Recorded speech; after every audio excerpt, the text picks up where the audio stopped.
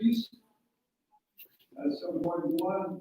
Number 8, we then move on to the Director of Operations report, and those items are listed there. On the financial report, we do have a couple of items. Comprehensive funding agreement that's identified, casino REMA expenditures, and number 10 is any additions to the agenda at this point? If not, I just wanted to update on a request I asked earlier. I guess this is the Director of Operations and Financial report. we put it in there then. Yeah. We do have something on that. Any other items? Burton? When we deal with the weed and Newton, motion, I'd like to table just acknowledging President of the weed and Newton, John Adams. He wanted us to be aware that he's standing as president, but just acknowledge him for this small table. Who's standing down or is? So he's continuing on, but for transparency, he'd like each council to acknowledge the president's. Yeah, we don't.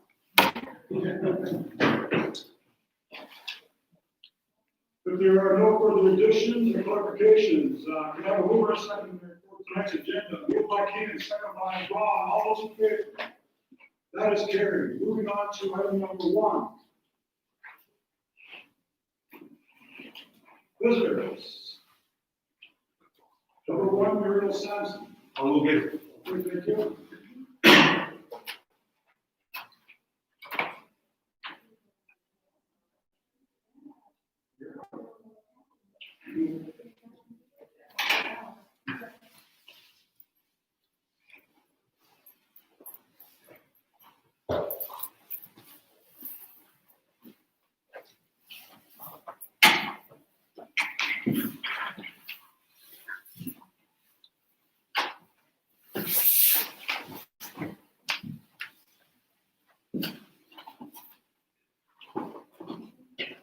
Bonjour, Richard, Muriel. Bonjour, Father. We have you up first here. We have a presentation or clarification, I guess, on the hub at the plaza and other information, I guess, that is within your presentation. We will start with some I guess, introductions. My name is Charles Sampson. I'm the chair and chief, and going to my left. Me? Mostly Keenan sitting here now. Elaine Ryman, counselor. Keenan Johnson, counselor. Councilor Ron Sony. Marsha Muskoka, counselor. Cody Muskoka. Would you like to speak? Okay, I'm Jane Manning. I work at Lambton College. I'm also from Kettle and Stony Point, and I'm happy to be here tonight to present. Buju Shween, Indigenous Counselor for St. Clair College. Who's your everyone? Lisa Thomas, program manager with Employment Training in Mont My name is Tyler White, and I am a counselor. Brianne Thompson from Levi City Council. Alan Jones. James Jenkins, Director of Operations. Go ahead, ladies. Alicia Blackwell, Chief Assistant. Ines Jacobs, Deputy Secretary. Derek Sands, My spin doctor. Derek Sands, communications coordinator. Okay, thank you. So, Miigwech, thank you for giving us this opportunity to present the Chief and Council tonight. Everybody was provided with the PowerPoint. So we're just gonna go through the slides one at a time. So the name that we gave the student hub is Kinamagasta, and that means let's learn our language. So with the increased limitations to internet and technology for First Nation post-secondary learners due to COVID, Fanshawe College, Lambton College, St. Clair College, and Chigalan employment, and training have joined together to address this need by working together to create a study hub within Waffle Island First Nation. A key aspect of this initiative is its emphasis on access to internet, access to technology, and access to a quiet study space. The partnership goal: with the recent post-secondary closures due to the pandemic, the limitations for First Nation learners have become even more apparent. The partnership's goal is to provide an equitable post-secondary learning experience by working together to offer this post-secondary student hub within the Waffle Island First Nation. And the partners are Fanshawe College. And Jane, do you mind sharing a bit about what Fanshawe has contributed to the partnership? Yeah, sure. So the Rexford Fanshawe wasn't able to participate tonight, but they wanted to participate as a partnership with the project. So what they contributed was a lot of in-kind services, as well as upgrading the space, also connecting with one of their graduates to do a mural, and then providing the technology. Who's the representative of Fanshawe? It's Dan Kennedy. Yeah. And then Lansing College. Yeah, and so Lansing College, we've done a lot of in-kind, just to try and get it off the ground and connecting everyone to see if everyone wanted to participate. Also just connecting with potential donors to see if they wanted to also partner, and then just getting things up and running. And then St. Clair College contributed to the partnership by providing the rental fees for the hub. And you can say your name better than I do. Oh, yeah, Keisha Galen. We kind of helped Jane in the initial starts of it as far as locating an ideal spot, kind of meeting with her and Robbins at the time, getting those connections going. And we provided PPE like plexiglass, masks and gloves. And then we also provided a monitor through our deep work experience. And so far it's gone pretty good. So we thought it was important to share the COVID health and safety measures for the hub, just to ensure that the post-secondary students of Waffle Island First Nation will be safe. So the following protocols are in place at the hub. All of our institutions have a campus access training module that they're required to take as students. And most of them do complete that online, but students that don't have that completed are welcome to take the training during their first time of use at the hub. And at the hub itself, we have monitors in place. So they do the pre-screening and verbal screening at the door when the students come in.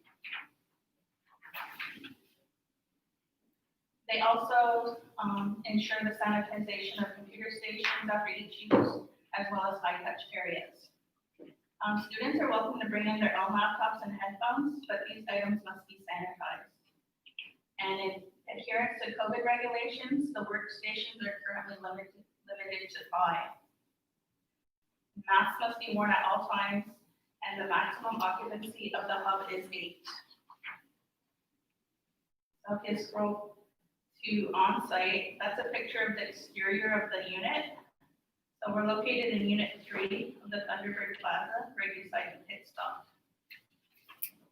And the next picture is the temporary signage that we have that informs Waffle Island that this hub is open to all of Waffle Island First Nation post-secondary students. So it doesn't matter if what college or university that they attend, they're all welcome to use the hub. Inside we have a monitor station. Students are screened upon entry and assigned a workstation. So there's a picture of the 5 workstations that are available for student usage. And at each workstation, there's a laptop and an additional monitor for use. And the next slide is the wall mural that was created by Ariel Williams, a Fanshawe student and Waffle Island First Nation member. She was commissioned by Fanshawe College to design and create the wall mural. So we wanted a safe and comfortable and a nice place for the students to go. So some of the services that are included are we have an on-site monitor, we have Wi-Fi internet access, we have laptops with dual monitors, we have printing access, telephone access, and a quiet study space. So if students would like to access the Waffle Learn Hub, we have a booking software website at wafflestudenthub.ca. And you can make an appointment online. You just click on the date and then you select the time that's available. And then you fill in the registration form, and after that's completed, your appointment is booked. Other methods to book an appointment are by calling 1-519-800-1275. So that's the landline that we have at the hub, or you can stop into the hub to book an appointment.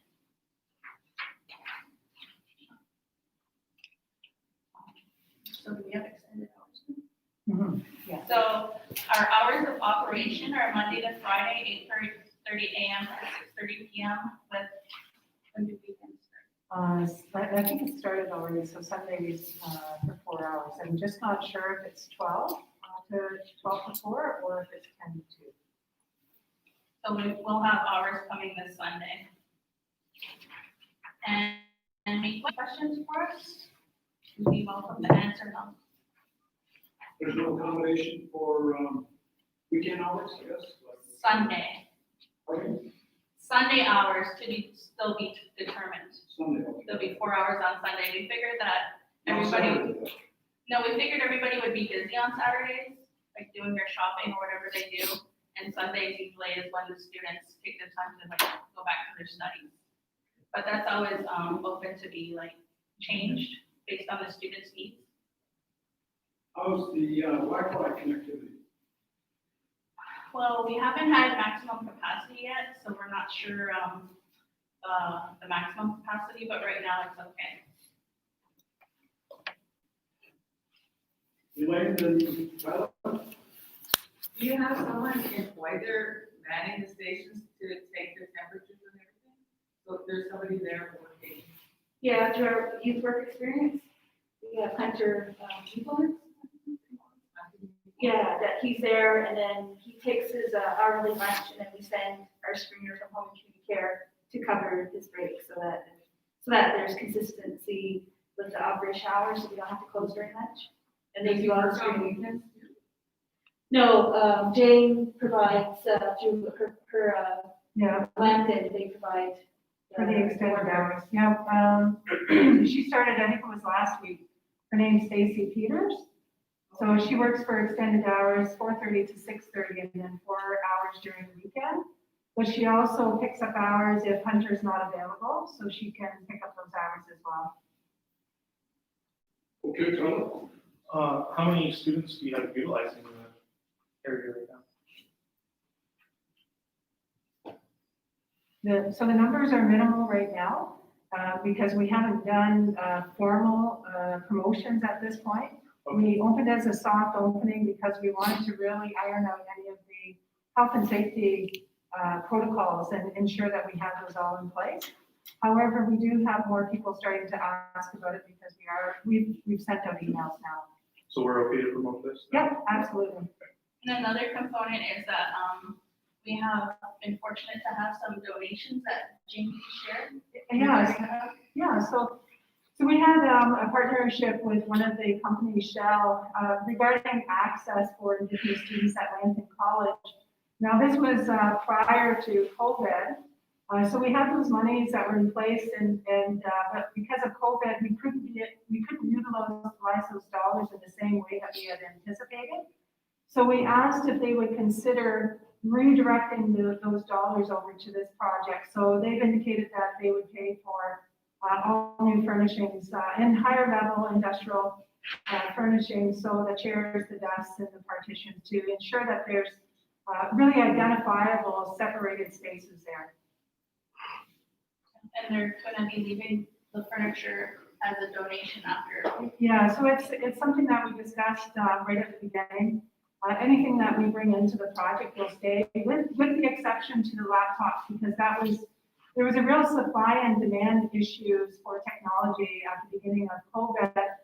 So we actually partnered with Fanshawe, asking them if they would be able to release some of their student loan laptop program, or from that program.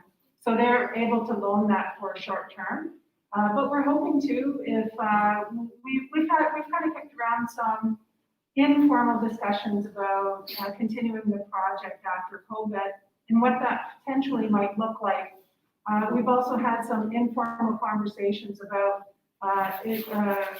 looking for some more donors to see if there's more interest to keep something like this study hub going that happened out of COVID, but post-COVID, if there's might be a need that continues and how those donors might be able to play into that. Marcia? Okay, so for post-secondary First Nations, the tuition continues to be paid to the colleges or universities for these students. Is that correct? Yeah, tuition's, yes, you're right. Tuition is paid. Students are still doing their studies online. The only students that are actually accessing the college itself is students who have labs. Now that's at Lambton College, I should say. Those are the students who have labs, so then the students go on, do their labs, and then they go back out. And then they're doing all of their other classes online, virtually.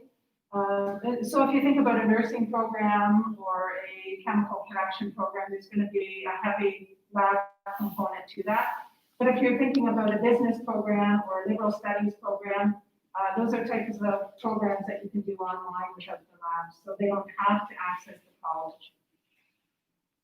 Okay.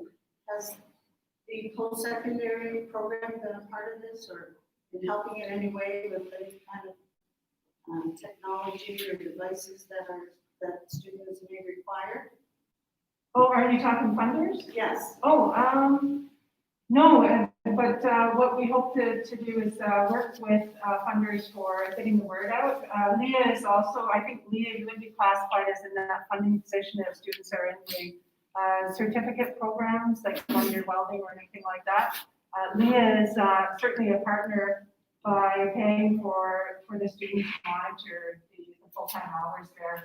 As far as the post-secondary funder, our conversations thus far is really where we would need to communicate to the funder just to help us promote it. I think so far we've been in a pretty good position funding it.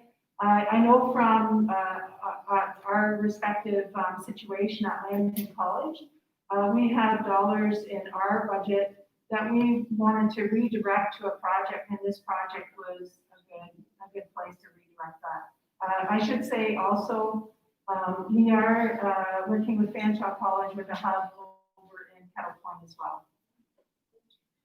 Or minimum capacity. And I know COVID's supposed to ramp up, and I was just wondering how much is your maximum capacity? And should that be reached, and we don't have enough space for other students, would be somewhere else, another site possibly, like say the library. I'm just thinking out loud. And the other thing would be, how much time does each student have? Let's say you're at max capacity. Mm-hmm. Yeah, good questions, thank you. I think that there's some opportunity to always have further discussions about how the project could develop further. We wanted to start someplace, and we thought that a good starting place was looking at if there was a resurgence and if they restricted access, then we wanted to look at what that might support. So we thought starting with 5 computer stations would be the way to go. But I think that we can certainly have a discussion if there's a continued need that needs to develop to support more students. And sorry, what was the second part of the How much question? time does yeah, each student have? When you're at your maximum capacity, like minimum, you Yeah. write poems all day or. Yeah, we did have some discussions about that, and we were looking at students for putting at 2-hour intervals. Now, if there's no one that needs any time after that 2 hours, then they can continue to stay. We also were looking at prioritizing. Priority 1 would be students who have to be in a virtual classroom. Priority 2 would be students who are just needing a space to go and study. Elaine and Mary. Okay, I think you answered the one question. So the students that are taking Zoom classes, they can go in there into their classes in the study? Okay, so that's like 3 hours at a time, right? For most classes, they're 3 hours long? Yeah, sorry, is that okay if I jump in? Yeah, you're right, some of the classes could be up to 3 hours. There's also a lot of classes that are only 2 hours because a lot of, at least at Lambton, a lot of courses are going to hybrid courses, which means it's a mixture. Before COVID, it meant a mixture of in-class and online or online and self-study. So meaning that it could still be a 3-credit course, meaning 3 hours of class, but you would do 2 hours with the professor and then 1 hour would be self-study. Yeah, just because FNCI is changing to 3 hours in the morning and 3 hours in the afternoon now. So I know some of the students are having a hard time with Wi-Fi connection.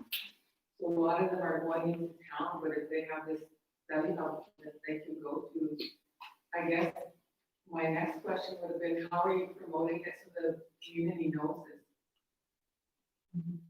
Yeah, so we actually just met on, I think it was last Monday, just to talk about the promotional piece.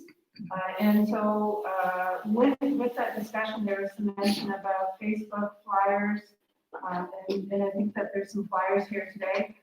Part of it was also about presenting to chief and council because we thought that that would help with promoting this program. I don't know what the other ones were, but off the top of my head, it was Facebook and putting flyers into all the mailboxes. And then hopefully if we send this to nation, they could distribute it on the email distribution list. Yeah, we will do that with in our program. We have some flyers that are going out next week, so we will print those out and make sure they go in the email boxes. So we're going to use the radio too. And we did discuss that too, because I know, Radio Bingo is a big opportunity for this advertising and promotion. So we did have that into consideration. But, this is a unique, partnership. Like, this is the first time that 3 colleges have come together with, a community to create something like this. And we're always open to like new partnerships and new opportunities. Just due to the limited time frame that we had, we did not approach, the post-secondary education program or education. We approached employment and training to kind of get things like rolling. So if you have like, I guess, potential opportunities or partnerships that you can make available to us, we would welcome that opportunity. What's the duration of your current lease, I guess, or commitment to the class? So currently we are leasing the unit until the end of April. So that's when our winter term ends. Okay. And you only have the capabilities of committing year to year? Well, we only had the ability to commit to the end of this fiscal. Okay. Then it will be reconsidered? It could be, that option has not been presented yet. Additional questions? Marcia? So this isn't just limited to the post-secondary students going to the St. Clair, Lambton, whoever could take advantage of it, they can attend there? Ron? I think it's an excellent collaboration.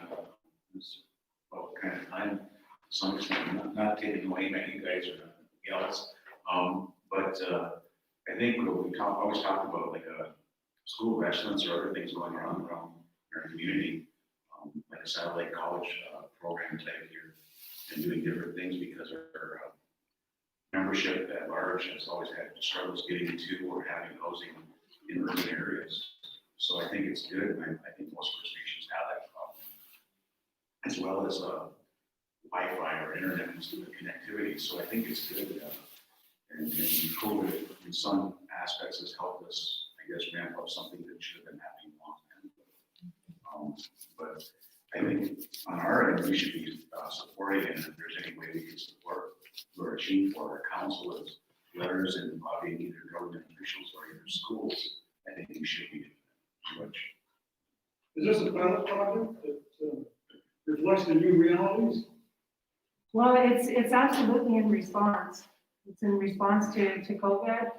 And I think what that does is it opens up opportunities, it opens up discussions about how we could continue. Question? We should have had this kind of presentation for our secondary students. We just kind of heard after the fact, over the place over here for them to go, but. Yeah, maybe that can be directed to Captain Hudson to follow up. But I think it's an excellent, what you ladies have done is great, it's awesome, it's meeting the needs of our membership wherever, and that's what it's all about. And we saw that, and we recognized that because Walpole Island First Nation did go through a lockdown, and the local areas did go through a lockdown as well, and that limited the areas and opportunities for our students to have that internet connectivity or, I guess, access to laptops and study space. And printing was huge.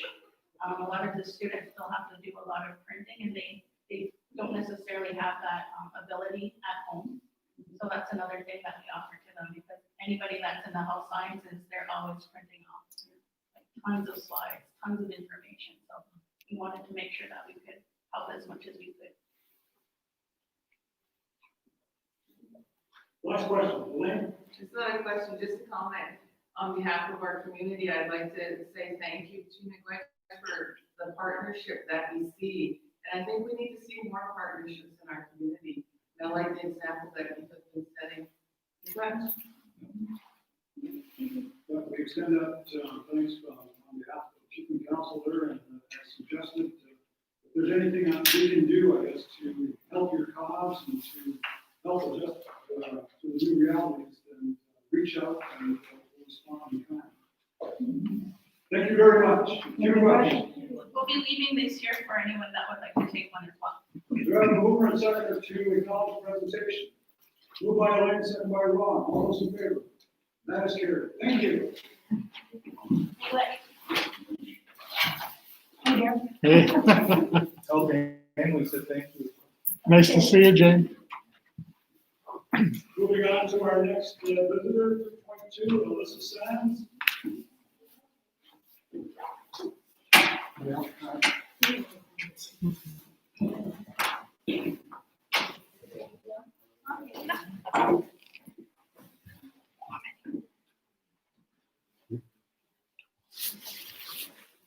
No. Bonjour, Alyssa.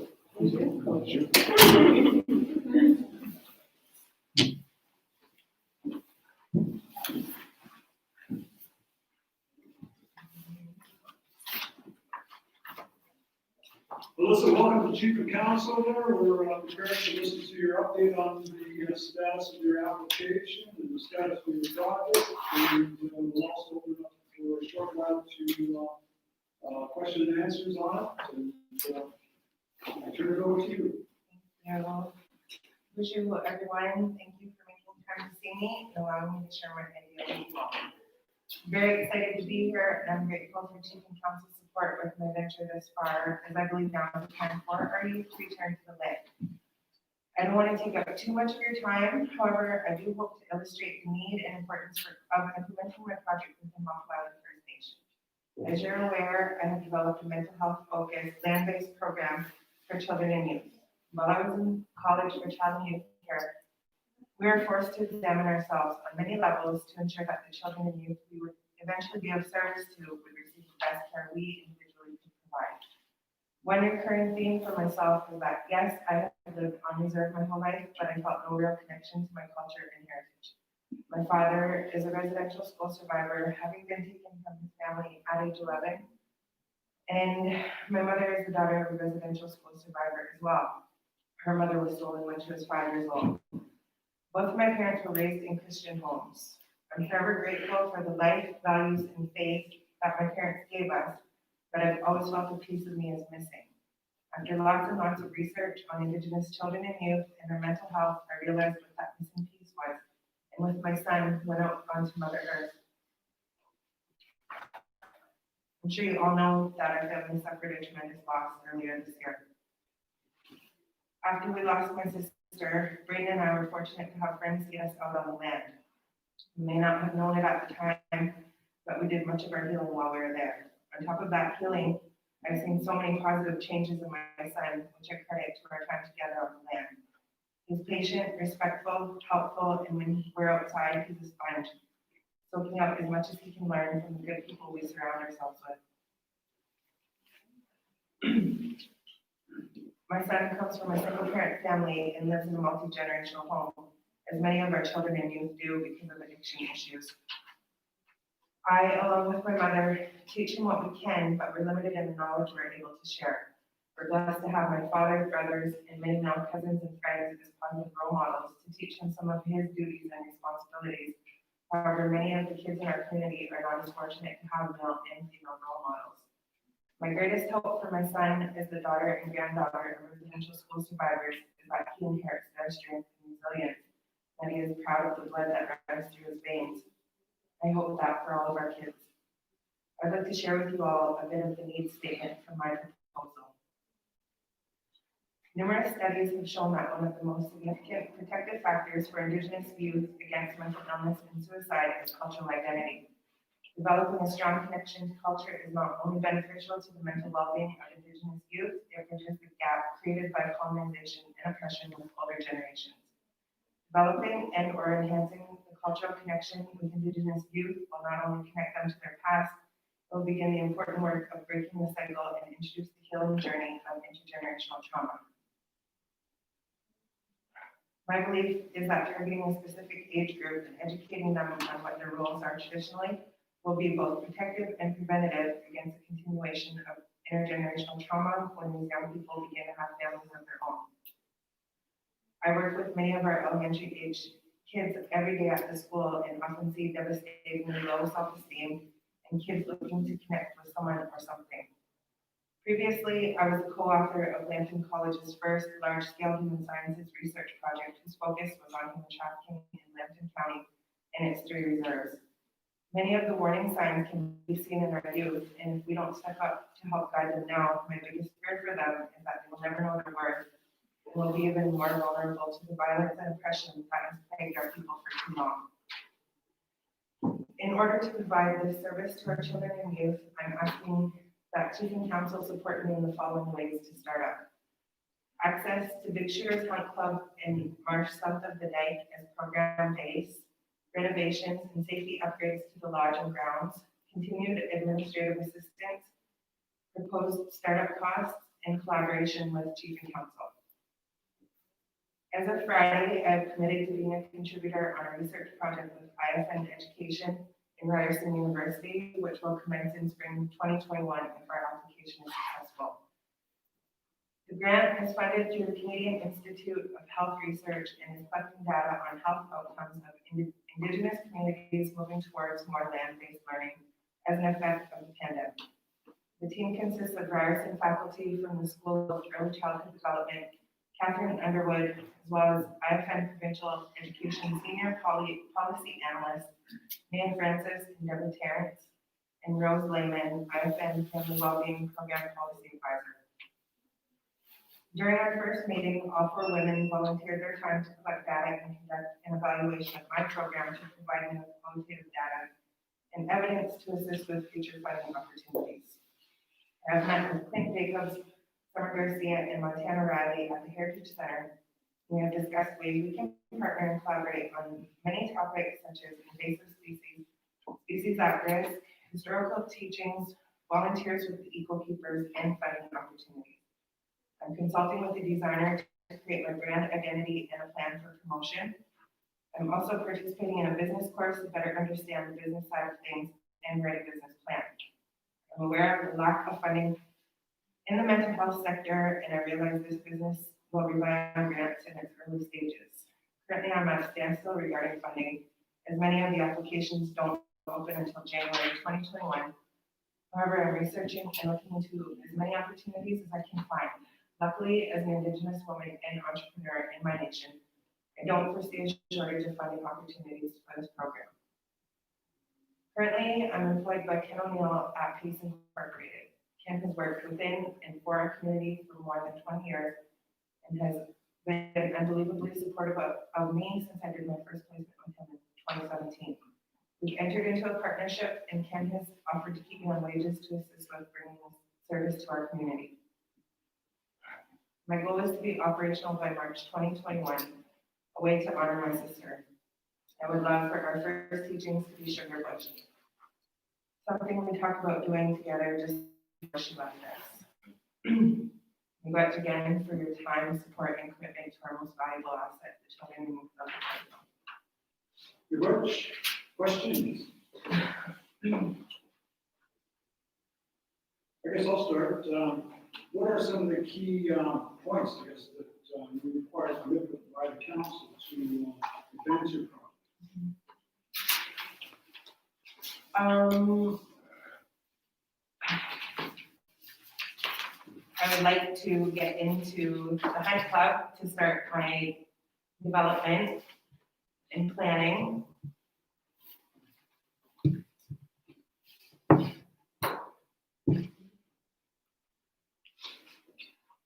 So on that, you need a commitment by the council to allow you to use / or rent the Hunt Club, Big Shooters Club, former Big Shooters Club down there. As well as I understand from your paper there, you need some type of renovation assistance, I guess, to spruce up and bring the grounds and the facility back into some type of respectable operating order, I guess. Yes. As well as some type of, I guess, survey of the amount of property that you would consider to use, I guess, in terms of your land-based learning. I know that in our discussions that you indicated that you don't need a whole hunting grounds there, that you just need a small portion for your purposes in the facility. And with that, I guess at some point the council, if they're agreeable, are going to have to commit to work with you through the economic development department, perhaps the land department as well, to identify those particular areas that you need and to draft up some type of agreement for the use of that property there. So those are some of the things that I identified, I guess, in terms of your presentation there. And have you received any indication, I guess, from Court as to the status of your application? I have not heard back from them at all. No, as far as I know, I'm the only applicant from Walpole. But their funds are not released until April. I'm aware of two. There's one from Hutchinson. No. You call that? Yeah. So I'm aware of there's two. There's yours and one from Hutchinson. When I met with them late in summer, they said they missed the deadline. Oh, they missed the deadline. Yes. Yeah. Okay. Only one playing the game right now. Additional questions? Cody?